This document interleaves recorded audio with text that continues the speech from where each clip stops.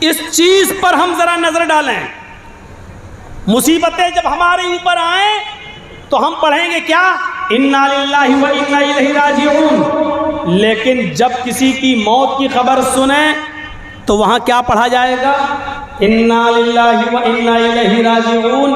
اس کے بعد اللہ کے نبی سے آگے والا جملہ بھی ثابت ہے، اللہم اجرنی فی مصیبتی واخلف لی خیرا منہا. لائٹ چلی جائے انا للہ و انا الیہ راجعون. بچہ کھو جائے انا للہ و انا الیہ راجعون. کوئی چیز چوری ہو جائے انا للہ و انا الیہ راجعون. جب کسی کے انتقال کی خبر سنو، فلاں آدمی کا انتقال ہو گیا، تو دعا کیا پڑھنی چاہیے؟ انا للہ و انا الیہ راجعون اللہم اجرنی فی مصیبتی واخلف لی خیرا منہا. اتنا بھی چلے گا، انا للہ و انا الیہ راجعون بھی صحیح ہے، چلے گا. لیکن یہ والا جملہ جو اللہ کے رسول سے ثابت ہے بخاری وغیرہ کی روایتوں میں، بہت زبردست معنی رکھتا ہے. انا للہ و انا الیہ راجعون. ہم سب اللہ ہی کی طرف سے ہیں، اللہ ہی کی طرف پلٹ کر جانا ہے. اللہم اجرنی فی مصیبتی، اے اللہ میرے اوپر غم کا مصیبت کا جو پہاڑ ٹوٹا ہے اس میں مجھے اجر عطا فرما، اس میں مجھے ثواب عطا فرما. واخلف لی خیرا منہا، جو چیز تو نے مجھ سے چھینی ہے اللہ اس کے بدلے میں اس سے بہتر چیز تو مجھے عطا فرما دے، اس سے بہتر ہمیں عطا فرما دے. اللہ کے نبی صلی اللہ علیہ وسلم ایک مجلس کے اندر صحابہ کو یہ دعا سکھلا رہے تھے. ایک صحابی ہے، نام ہے ان کا ابو سلمہ. انہوں نے یہ دعا یاد کر لی اور گھر پہ آئے. دیکھیے دعا کا اثر کتنا ہوتا ہے. دعا کا اثر، دعا کے طریقے پر مانگو تو اثر بھی ہوگا. حضرت ابو سلمہ اللہ کے نبی کی محفل سے اپنے گھر آئے اور اپنی بیوی ام سلمہ سے فرمایا، اے ام سلمہ، آج اللہ کے نبی نے بڑی عجیب دعا سکھلائی ہے، بڑی اچھی دعا بتلائی ہے. یہ دعا یاد کر لو. جتنے لوگ بیٹھے ہیں یاد کرو اس دعا کو. مولانا ابھی یاد کریں گے صبح بھول جائیں گے. ہاں، عید اور بقرعید کے موقع پر ہر سال دعا یاد کرائی جاتی ہے. یہ مت کہو عید مبارک عید مبارک عید مبارک، یہ کہنا غلط ہے. اس کے بدلے میں یہ بولو تقبل اللہ منا ومنکم، تقبل اللہ منا ومنکم. آج تک یہ نوجوان یہ دو جملے یاد نہیں کر پایا، تقبل اللہ منا ومنکم. مولانا صاحب اتنی لمبی دعا کہاں سے یاد کر لے گا؟ اللہم اجرنی فی مصیبتی واخلف لی خیرا منہا، یہ دعا کہاں سے یاد کرے؟ ام سلمہ کہتی ہیں کیا سکھایا اللہ کے نبی نے؟ حضرت ابو سلمہ کہتے ہیں، آئے ام سلمہ میری بیوی، اللہ کے نبی نے ہمیں دعا سکھلائی کہ جو شخص مصیبت میں یہ دعا پڑھے گا، انا للہ و انا الیہ راجعون اللہم اجرنی فی مصیبتی واخلف لی خیرا منہا، تو اللہ تعالیٰ اس دنیا میں اسے بہتر بدلہ عطا فرمائے گا، اس دنیا میں اسے خیر و برکت سے نوازے گا. ام سلمہ کہتی ہیں کہ میں نے یہ دعا یاد کر لی. ادھر سنو، جو لوگ اس کو بٹھاؤ یار، اس کی تو شادی بھی نہیں ہوئی، کہاں کیا کرو گے گھر جا کر؟ جو لوگ جا رہے ہیں تو ابھی نکل جائے، چھوٹے چھوٹے بچے. ہاں اس کو بند ہی رہنے دو، ٹھیک ہے. ہاں ہلو،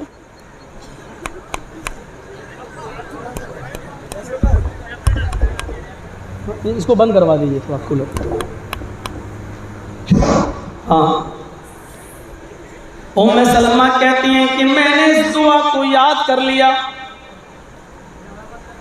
کچھ سالوں کے بعد، ادھر دیکھیے بہت زبردست چیز بتا رہا ہوں، کچھ سالوں کے بعد میرے شوہر ابو سلمہ کسی حادثے میں انتقال کر گئے. ام سلمہ کہتی ہیں کچھ سالوں کے بعد کسی حادثے میں میرے شوہر ابو سلمہ انتقال کر گئے. ابو سلمہ کے انتقال کی خبر جب مجھے ملی تو میں نے یہی دعا پڑھی، انا للہ و انا الیہ راجعون اللہم اجرنی فی مصیبتی، اللہم اجرنی فی مصیبتی واخلف لی خیرا منہا۔ میں نے یہ دعا پڑھ لی۔ ایک دن میں سو رہی تھی رات میں اور یہی دعا میں پڑھ رہی تھی۔ ہم سب اللہ کی طرف سے ہیں اور اللہ ہی کی طرف لوٹ کر جانا ہے۔ اے اللہ مجھے میری مصیبت میں اجر دے، بدلہ دے، اور مجھے بہتر جو چیز تو نے چھینی ہے اس سے بہتر چیز ہمیں عطا فرما۔ کہتی ام سلمہ بھلا یہ کیسے ہو سکتا ہے کہ مجھے میرے شوہر سے بہتر کوئی مل جائے؟ ابو سلمہ کا جو پیار میری رگوں میں دوڑ رہا ہے، ایسا پیار مجھے کہاں ملے گا؟ بھلا ابو سلمہ سے زیادہ بہتر انسان کون ہوگا جو مجھے مل جائے؟ اب سنیے، کہتی ہیں لیکن میں یہ دعا برابر پڑھتی گئی، روزانہ یہ دعا پڑھتی تھی۔ جب بھی مجھے ابو سلمہ کی اپنے شوہر کی یاد آتی تھی میں یہ دعا پڑھتی تھی۔ دھیرے دھیرے رفتہ رفتہ میری عدت ختم ہو گئی۔ شوہر کے انتقال کے بعد بیوی کو جو 4 مہینے 10 دن کی عدت کرنا پڑتی ہے، میری عدت ختم ہو گئی۔ جس دن عدت ختم ہوئی اس کے دوسرے دن اللہ کے نبی صلی اللہ علیہ وسلم میرے گھر تشریف لائے، دروازے کو دستک دی۔ میں اس وقت ایک چمڑے کو دباغت دے رہی تھی، جلدی سے میں نے اپنے ہاتھ دھوئے، دروازہ کھولا، سامنے اللہ کے نبی کو کھڑا پایا۔ میں نے ان کو گھر کے اندر بلایا، اللہ کے نبی گھر میں تشریف لائے اور میرے پاس ایک تکیہ تھا چمڑے کا، پلو، ایک تکیہ تھا چمڑے کا، اس میں کھجور کے پتے بھرے ہوئے تھے، وہ میں نے اللہ کے نبی کو ٹیک لگانے کے لیے دے دیا۔ اللہ کے نبی اسی تکیے پر ٹیک لگا کر بیٹھ گئے اور مجھ کو نکاح کا پیغام دینا شروع کر دیا۔ میں بہت دیر تک سنتی رہی، جب اللہ کے نبی خاموش ہو گئے، اپنی نکاح کا پیغام، اپنی شادی کا پیغام مجھے دے دیا، تو پھر میں نے کہا اے اللہ کے نبی، ایسی بد نصیب عورت کون ہو سکتی ہے کہ آپ کا نکاح کا پیغام ملے اور وہ اس کو ریجیکٹ کر دے؟ آپ جس کو نکاح کا پیغام دیں اور وہ اس کو قبول نہ کرے، ایسی بدبخت کون ہوگی؟ نہیں، یہ تو عقل کے خلاف ہے۔ لیکن میں آپ کے ساتھ نکاح نہیں کر سکتی کیونکہ مجھے تین پریشانیاں ہیں، 3 مشکلیں ہیں میرے ساتھ۔ اللہ کے نبی نے کہا بتاؤ تمہاری 3 پریشانیاں کیا ہیں؟ مجھے بھی تو بتاؤ کیا ہیں، شاید وہ دور ہو جائیں۔ کہنے لگی اے اللہ کے نبی صلی اللہ علیہ وسلم، میری پہلی پریشانی یہ کہ میں سوکنوں کو برداشت نہیں کر سکتی۔ آپ کی پہلے سے کئی بیویاں ہیں، مجھے بھی آپ اپنی بیوی بنائیں گے، میں سوکنوں کو برداشت نہیں کر سکتی۔ ہو سکتا ہے کہ غیرت کے اندر میرے منہ سے کچھ نازیبا جملے نکل جائیں اور میں آپ کی بیویوں کو الٹا سیدھا بول دوں اور اس سے آپ کو بھی تکلیف پہنچے۔ میں سوکن برداشت نہیں کر سکتی، میری غیرت۔ یہ مطلب نہیں ہے کہ آپ ان کو چھوڑ دو، میں شادی کر لوں، لیکن اگر میرے منہ سے الٹا سیدھا نکل گیا تو یہ آپ کو تکلیف ہوگی اور آپ کو تکلیف ہوئی، مجھے گوارا نہیں۔ میری پہلی پریشانی ہے کہ میں سوکن برداشت نہیں کر سکتی۔ ٹھیک، آپ نے کہا اور دوسری پریشانی؟ کا دوسری پریشانی ہے کہ شادی کی میں اس عمر کو کراس کر چکی ہوں، شادی کی اس عمر کو میں پار کر چکی ہوں، یعنی شادی جس مقصد کے لیے کی جاتی ہے، اب آپ کا وہ مقصد مجھ سے حل نہیں ہو سکتا، یا جتنا آپ مجھ سے وہ مقصد حاصل کرنا چاہیں میں اتنا آپ کا ساتھ نہیں دے سکتی کیونکہ میں بوڑھی ہو چکی ہوں۔ اس لیے شادی کا جو مقصد ہے میں اس عمر کو پار کر چکی ہوں۔ آپ نے کہا اچھا 2 پریشانی ہو گئیں، تیسری پریشانی بتاؤ؟ کہا اللہ کے رسول اور تیسری سب سے بڑی پریشانی میرے ساتھ یہ ہے، ابو سلمہ انتقال کر گئے میرے شوہر، وہ یہ چھوٹے چھوٹے بچے چھوڑ گئے ہیں، یہ کئی ان کے بچے ہیں۔ اے اللہ کے نبی، اگر میں شادی کروں گی تو ان بچوں کی کفالت کون کرے گا؟ ان بچوں کو پال پوس کر بڑا کون کرے گا؟ ان بچوں کی کفالت میرے ذمے ہے۔ میں بچوں کو چھوڑ کر نہیں جا سکتی. ایک عورت کی پریشانیاں جو ہوتی ہیں اس نے اللہ کے نبی سے ان پریشانیوں کا ذکر کر دیا. اب اللہ کے رسول کی سنو. اللہ کے نبی فرماتے ہیں اے ام سلمہ، اے سلمہ کی ماں. یہ سلمہ لڑکوں کا نام ہوا کرتا تھا. بدقسمتی آج ہمارے سماج کی ہے کہ ہم لڑکیوں کا نام سلمہ رکھنے لگے. سلمہ، یہ ابو سلمہ کے لڑکے تھے. ابو سلمہ، سلمہ لڑکا تھا اور سلمہ کے باپ ابو سلمہ کہلائے. سلمہ بیٹا تھا، ان کی ماں ام سلمہ کہلائیں. سلمہ لڑکوں کا نام ہوا کرتا ہے. ہمارے معاشرے اور سماج میں پتہ نہیں اب لڑکیاں لڑکوں کے کپڑے پہننے لگیں، اس لیے لڑکے بھی اب لڑکیوں کے نام رکھنے لگے اور لڑکیاں لڑکوں کے نام رکھنے لگی. یہ چیز بھی آج ہمارے سماج میں دیکھی جا رہی ہے. تو ام سلمہ، اے سلمہ کی ماں، پہلی چیز جو تم نے کہی ہے کہ میں بہت غیرت مند عورت ہوں، سوگنیں برداشت نہیں کر سکتی ہوں. میں اللہ سے تمہارے لیے دعا کروں گا، اللہ تمہاری غیرت کو ختم کر دے گا، سوگنوں سے نفرت تمہارے دل سے نکل جائے گی. چلو پہلی چیز. دوسری پریشانی، تم کہہ رہی ہو میں بہت بوڑھی ہو چکی ہوں، تو جس عمر میں تم ہو اسی عمر میں بھی پہنچ چکا ہوں. تم بوڑھی ہو تو میں بھی بوڑھا ہو چکا ہوں، یہ بھی کوئی پرابلم نہیں ہے، مجھے یہ بھی منظور ہے. تیسری پریشانی، تم کہتی ہو بچے کون پالے گا؟ تم ہم سے نکاح کر لو، تمہارے یہ بچے ہمارے بچے ہیں. میں ان بچوں کو ایسے ہی پالوں گا جیسے میں نے فاطمہ کو پالا، جیسے میں نے زینب کو پالا، جیسے میں نے رقیہ کو پالا، جیسے میں نے ام کلثوم کو پالا. میں ان کی ایسی پرورش کروں گا جیسے یہ میرے اپنے بچے ہیں.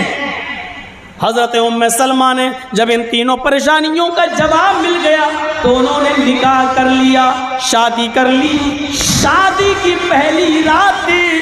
ام سلمہ کہتی ہیں آج مجھے پتا چلا اس دعا کا اثر کیا ہے.